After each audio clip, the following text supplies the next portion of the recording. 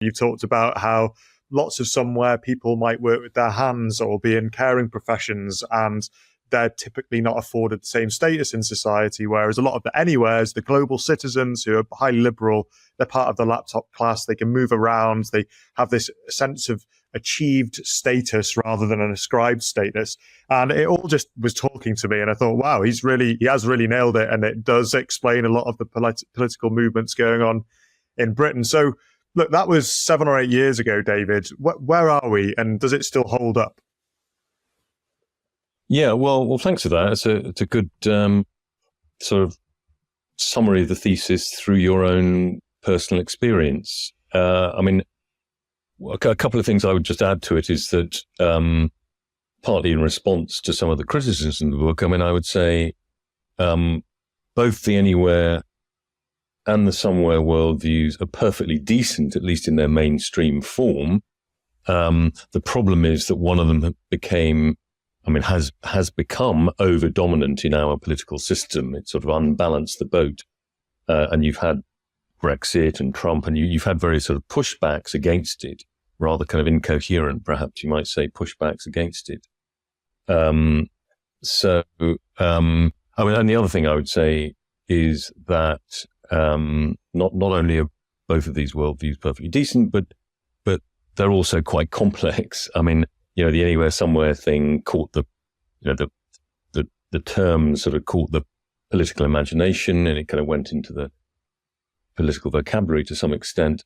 But there are, if you read the book, you'll see there are many different kinds of anywheres. There are many different kinds of somewheres. There's a big in-betweener group, about 25% of the population. The anywheres about 25%, 1/3 of the population. Somewheres are a bigger but less powerful group politically, culturally, economically. So yeah, with those sort of small additions, as it were, to your description, I guess I kind of regret the extent to. I mean, I was sort of hoping that the political upheavals, such as Brexit and Trump, which I think are partly sort of expressions of the value divides that I was describing in the book, the priorities of the highly educated, openness, autonomy, comfortable with change, as you were saying, and the very different priorities of many of the less well-educated, more people who value stability and familiarity more, who are more connected to place and group, who are therefore more discomforted by rapid social change. And as I say, it had that expression in the Brexit vote, amongst other things.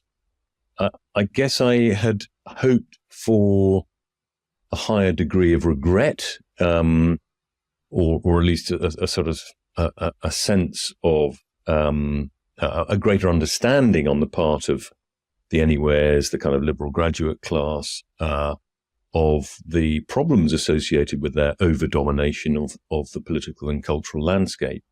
And that, with some notable exceptions, that hasn't really happened. On the other hand, you could say that that something like the Brexit vote has sort of shifted the balance. I mean, the anywheres never exactly gave up control of the steering wheel.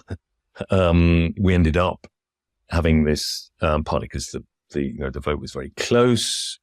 A majority of people in Parliament, including in the Conservative Party, people often forget this, but I think it was sort of 60% plus of Tory MPs also voted Remain, and as well, obviously the whole of the civil service establishment and the cultural establishment more generally was deeply shocked and opposed to Brexit. So we didn't cover ourselves in glory, I think, as a country or a political class. It took 3 years to find a way through. But I think you could say that, although almost by definition anyways always sort of retain control of the steering wheel, there has been a recognition in some aspects of our politics. For example, levelling up. I mean, you would never have expected, if it hadn't been for Brexit, you would not have got a Conservative Party really thinking hard and actually quite creatively, I think. I think the Andy Haldane, Michael Gove paper on levelling up is really quite an impressive piece of work, going beyond the sort of traditional just pump more money into the post-industrial areas. It's obviously been downgraded, at least the phrase levelling up has certainly been downgraded since Sunak took over. But that did represent, as it were, a kind of,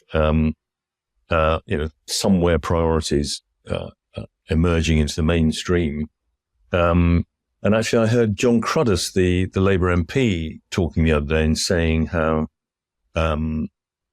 both the previous sort of iterations of the Labour Party under Blair, Brown, and then Corbyn, both kind of located their sort of core support among graduates, different kinds of graduates, perhaps for both groups, perhaps in a way more successful, perhaps Russell Group university graduates for the Blair Brown, and maybe more disaffected, the kind of graduates who feel that all their hard work of getting to university and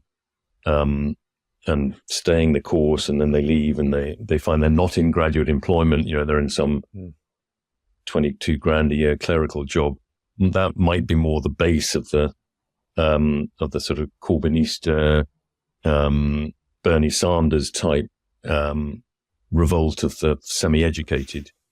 But actually, in the case of Starmer, he's making a real attempt to sort of reposition the Labour Party, among the kind of non-graduate, working and lower middle class of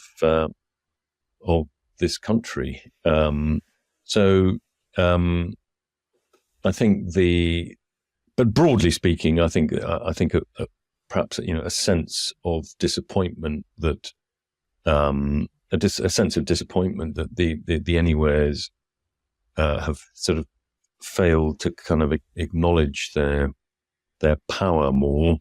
And I mean, just to finish on this point, I mean, I think that there are a lot of debates these days about sort of the demise of democracy, and a lot of it is really just an expression of sort of Anywhere catastrophism, still sort of in the kind of shock after waves of Brexit and Trump won anyway.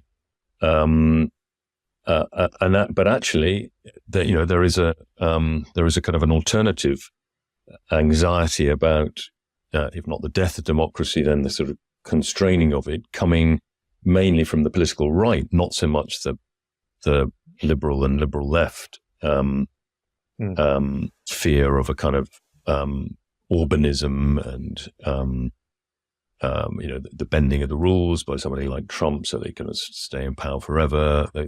But the anxiety expressed by people on parts of the centre and the right is more to do with the removal from democratic debate and conflict of so many important subjects. We saw, I mean, it was rather an extreme case, but we saw the other day that the European Court of Human Rights deciding what Switzerland's net zero policy should be after the successful action by a group of Swiss women. I mean, this kind of brings up the theory of the two constitutions. I don't know. Do you know the work of Christopher Caldwell, the conservative American journalist? I do, but only because I've read his Reflections on the Revolution in Europe, which was talking about mass immigration, actually. Right. Well, he wrote a book, I think, after that one called The Age of Entitlement, in which he talks about the sort of theory of the two constitutions. I mean, it's a very simple idea, but I think a powerful one, in which we have one constitution which is sort of the basics of democracy, voting in elections from the president to the local dog catcher, and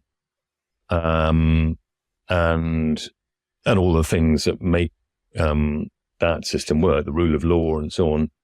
But you then have a second constitution, which is the civil service, the media, the judiciary, and the sort of the cultural world, and that tends to be, the second constitution tends to be dominated by the left, or certainly people one might call liberal, the liberal left. The first constitution, the